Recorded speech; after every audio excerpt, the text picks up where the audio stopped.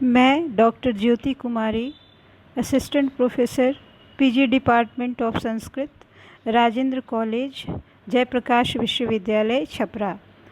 आज मैं काव्य प्रकाश से संबंधित प्रथम उल्लास की यह प्रमुख कारिका काव्य लक्षण लेकर आई हूँ। काव्य लक्षण आचार्य मम्मट से पहले कई विद्वानों ने काव्य का लक्षण प्रस्तुत किया है, जिसमें भामह, आनंदवर्धन आदि प्रमुख हैं। और इन विद्वानों ने शब्द एवं अर्थ के सम्मिलन को काव्य कहा है, शब्दार्थों सहितो काव्यम। और इसलिए काव्य लक्षण अपने आप में काव्य सौंदर्य को समझने के लिए अत्यंत आवश्यक है। और इसलिए यहाँ पर आचार्य मम्मट ने काव्य लक्षण इस प्रकार दिया है, जैसा कि यहाँ इस स्लाइड में काव्य लक्षण को स्पष्ट करते हुए बतलाया गया है। तद अदोषो शब्दार्थो सगुणावलंकृति पुनः क्वापि। अर्थात काव्य क्या है, काव्य का लक्षण क्या है। तो काव्य यहाँ तद का क्या अर्थ हुआ? तद जो है वो काव्य का परामर्शक है, काव्य परामर्शकः। अदोषो दोष रहितो, शब्दार्थो शब्दश्च अर्थश्च इति, शब्दार्थो सगुणो गुण सहितो अनलंकृति पुनः क्वापि। अर्थात यत् सर्वत्र सालंकारो क्वचित स्फुट अलंकार विरह अपि न काव्यत्व हानि। तो ये काव्य लक्षण में आचार्य मम्मट ने कुछ तत्वों का विवेचन किया है। तद जो है वो काव्य का परामर्शक है, और शब्दार्थो उसका विशेषण हो जा रहा है। अर्थात काव्य जो है वो शब्द एवं अर्थ का सम्मिलन है। केवल शब्द और केवल अर्थ काव्य नहीं हो सकता, इसलिए यहाँ तद जो है वो शब्दार्थों के साथ जुड़ा हुआ है, यानी शब्द एवं अर्थ का सम्मिलन वह काव्य है। और सगुण यानी गुण सहित, और अदोषो मतलब दोष रहित, गुण सहित, और कभी कभी अलंकार स्फुट नहीं होने पर भी वह काव्य माना जाता है। तो ऐसे शब्द एवं अर्थ का जो सम्मिलन है वह काव्य है। तो काव्य स्वरूप या काव्य लक्षण प्रस्तुत करते हुए आचार्य मम्मट ने स्पष्ट लिखा कि जो शब्द एवं अर्थ वाले हों, परंतु च्युति संस्कृति आदि प्रबल दोषों से रहित हों, माधुर्य ओज एवं प्रसाद आदि गुणों से युक्त हों, सर्वत्र अलंकार सहित तथा कहीं कहीं अस्फुट अलंकार युक्त हों, उन्हें काव्य कहते हैं। तो ये जो कारिका है अपने आप काव्य प्रकाश का जो हम कह सकते हैं एक आधारभूत लक्षण प्रस्तुत करता है। काव्य प्रकाश की एक भूमिका को भी बतलाता है कि इसमें दोष और गुण, इससे पूर्व में मैंने काव्य हेतु पर चर्चा की थी, और अभी काव्य स्वरूप उसके लक्षण को बतलाया जा रहा है। तो इसमें जो अदोषो यानी दोष की भी चर्चा है और गुण की भी चर्चा है, और ये सभी आगे के उल्लास में है। दोष जो है वह सप्तम उल्लास में है, और गुण एवं अलंकार विवेक विवेचन जो है वो अष्टम उल्लास में वर्णित है। तो यहाँ तीन शब्द मुख्य हैं, दोष, गुण और अलंकार। तो दोष क्या है? आचार्य मम्मट ने स्पष्ट किया है, मुख्यार्थ हति दोषः, मुख्य अर्थ का अपकर्षक दोष है। अब मुख्य अर्थ क्या होता है? तो मुख्य अर्थ जो हमारा काव्य की जो आत्मा है, वो जो रस है वह मुख्य अर्थ है। तो उस रस का अपकर्षक क्या हो गया? दोष। इसलिए आचार्य ने कहा है कि च्युति संस्कृति आदि प्रबल दोषों से रहित हो, यानी दोष भी नित्य और अनित्य माने गए हैं। कुछ दोष ऐसे होते हैं जो सभी परिस्थितियों में दोषयुक्त ही होते हैं, यानी वो प्रबल दोष हो। तो ऐसे दोष से वह काव्य जो है रहित हो, तभी वह शब्द एवं अर्थ जो है वो काव्य कहे जा सकते हैं। और गुण सहित, गुण क्या है? तो गुण जो है ये रसस्य अंगिनो धर्मः, गुण का क्या जो रस, जो अंगिन जो मुख्य जो काव्य का जो मुख्य तत्व है उसका जो धर्म है, मतलब रस जो है, ये रसस्य अंगिनो धर्मा शौर्यादय इवात्मनः उत्कर्ष हेतवः ते स्यु रचल स्थितयो गुणाः। अर्थात चेतन जीवात्मा के शौर्य आदि धर्मों की भांति काव्य में प्रधान रूप से स्थित श्रृंगार आदि रसों के साक्षात आश्रित रसोत्कर्ष कारक अचल स्थिति वाले जो काव्य धर्म है वही गुण हैं। इसका सीधा अर्थ ये है कि गुण का सीधे संबंध रस से है जो काव्य का स्थायी धर्म है।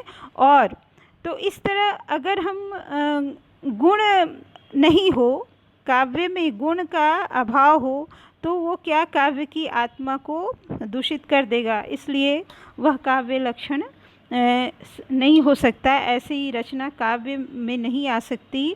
और उसके बाद है कि अनलंकृति पुनः क्वापि, यानी कभी कभी जैसे अलंकार स्फुट होती है तो भी वो अच्छी काव्य मानी जाती है, लेकिन कभी कभी ऐसा है कि रस का परिपाक अधिक होता है, रस का प्रस्फुटन ज़्यादा होता है और अलंकार कहीं गौण हो जाता है, तो ऐसी रचना भी उत्तम काव्य की श्रेणी में आती है।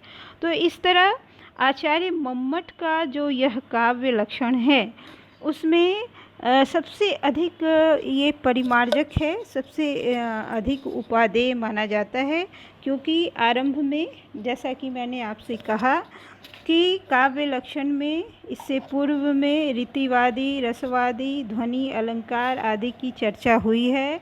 जैसे काव्य से आत्मा ध्वनि और शब्द और अर्थ का युगल जो होता है वह काव्य है। तावत् शब्दार्थमयत्वमेव सहृदय आह्लादकारी काव्यम, ऐसा आचार्य आनंदवर्धन ने भी वर्णन किया है। लेकिन इससे पहले किसी ने गुण और दोष की चर्चा नहीं की, और इस कारण आचार्य मम्मट का जो यह काव्य लक्षण है अपने आप में संपूर्ण हो जाता है।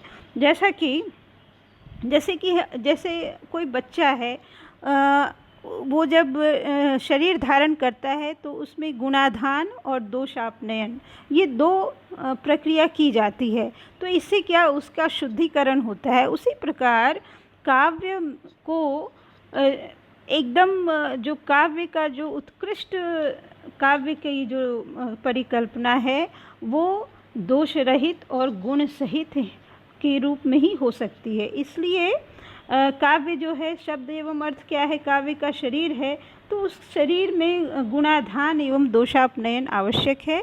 इसलिए यह जो काव्य लक्षण है वह अपने आप में संपूर्ण और उपादेय है। और इस अगले स्लाइड में मैंने दिखलाया है एक शब्द है अनलंकृति पुनः क्वापि। तो यहाँ पे पुनः क्वापि ऐसा कहा गया है, यानी इसका अर्थ है कि यत् सर्वत्र सालंकारो क्वचित तु स्फुट अलंकार विरह अपि ना काव्यत्व हानि। इस विषय में आचार्य ने बड़ा सुंदर एक उदाहरण दिया है जो शारंगधर पद्धति में शीला भट्टारिका के पद्य इस पद्य में प्रकट होते हैं, जिसमें देखिए यह कौमार हरह स एव ही वरस्ता एव चैत्र छपा ते चोन्मिलित मालती सुरभय प्रौढ़ा कदम्बा नीलः सा चैवास्मि तथापि तत्र सूरत व्यापार लीला विधौ रेवा रोधसी वेतसी तरुतले चेतः समुत्कंठते। यहाँ कोई नायिका है, स्वाधीन पति का नायिका है, वो अपनी सखी से कहती है कि सारे प्रसाधन, सारे आनंदप्रद सारे संसाधन और साधन जो अभी मौजूद है उस कारण से मेरा जो मन है चेतः समुत्कंठते, चित्त जो है वो क्या होता है, उत्कंठित हो रहा है। तो यहाँ पे क्या है कि विप्रलंब श्रृंगार रस स्फुटित हो रही है। यह बहुत सुंदर ही रचना है जिसमें एक जो ये पद आए हैं चेतः समुत्कंठते, अर्थात चित्त जो है वो क्या हो रहा है, उत्कंठित हो रहा है। यानी आज ना जाने इतनी बार बार उत्कंठा क्यों हो रही है। ये इसलिए कि वो सारे उत्कंठा पैदा करने वाले सारे संसाधन मौजूद हैं, सारी आनंदप्रद वस्तुएं मौजूद हैं, उसे देखकर नायिका के मन में उत्कंठा हो रही है। तो यहाँ पे इतना ये सुंदर रचना है कि यहाँ रस का प्रस्फुटन ज़्यादा हो गया है, रस प्रस्फुटित हो गया है, इसलिए वहाँ अलंकार की चिंता कौन करता है। जिसके पढ़ने से ही आत्मा आनंदित हो जाए, जो साक्षात हमें रसानुभूति प्राप्त हो, वहाँ कौन भला शब्द एवं अर्थ के सौंदर्य को देखेगा। वो तो सीधे आत्मा को क्या करेंगे, संतुष्ट करेंगे।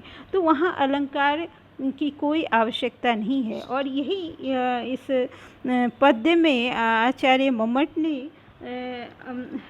क्वचित स्फुट अलंकारे यत् सर्वत्र सा अलंकारो क्वचित तु स्फुट अलंकार विरह अपि न कव्यत्व हानि, इसकी विवेचना की है। और यहाँ उन्होंने कहा है कि यहाँ कहीं भी अलंकार, कोई भी अलंकार स्फुटित नहीं हो रहा है। ना तो यहाँ अनुप्रास की कोई छटा है, ना ही यहाँ पे विभावना, विशेषोक्ति और दीपक, और साथ ही और भी जैसे संदेह, संकर, ये सब जो अलंकार हैं, यानी ना शब्द अलंकार प्रस्फुटित हो रहा है और ना अर्थ अलंकार। तो इसका अर्थ ये नहीं कि यहाँ काव्यत्व की हानि हो रही है, बल्कि यह तो उत्तम काव्य का उदाहरण है। यह पद्य पढ़ने से सीधे आत्मा उत्कंठित होता है, आत्मा तृप्त होती है, इसका साक्षात अनुभूति होती है। इसलिए यह जो पद्य है, इसमें अलंकार की क्या आवश्यकता है। ये तो रस जो अपने आप में हृदय संवेद्य हो जाता है, तो ऐसी स्थिति में हम अलंकार की गणना क्यों करें। और यहाँ पे इस कारण यहाँ कोई अलंकार भी स्फुटित नहीं हो रही है। और एक रसवद अलंकार होते हैं। रसवद अलंकार क्या है, अर्थात जहाँ रस की प्रधानता ना हो, वहाँ पे उसे रसवद अलंकार के रूप में माना जाता है, वहाँ रसवद अलंकार होता है। लेकिन यहाँ तो विप्रलम्भ श्रृंगार रस स्फुट हो रहे हैं, उसका इतना ज़्यादा परिपाक वो दिख रहा है विप्रलम्भ श्रृंगार रस का, कि यहाँ रस की प्रधानता होने से ये क्या है, यहाँ रसवत अलंकार भी नहीं है। रसस्य च प्रधान्यान्य न अलंकारता, अर्थात रस की प्रधानता होने के कारण यहाँ कोई रसवद अलंकार भी नहीं है। तो ये हम यहाँ समझ सकते हैं, यहाँ जो मैंने लिखा है कि इस पद्य में स्पष्टतः यह उत्तम काव्य का उदाहरण है। और यहाँ अलंकार, कोई भी अलंकार प्रस्फुटित नहीं हो रहा है, लेकिन काव्यत्व की हानि नहीं है। तो इसे आचार्य मम्मट ने बहुत ही सुंदर ढंग से स्पष्ट किया है। तो इस तरह से आज मैंने ये बताया आप लोगों को कि काव्य लक्षण क्या है, जिसे काव्य स्वरूप भी कहते हैं।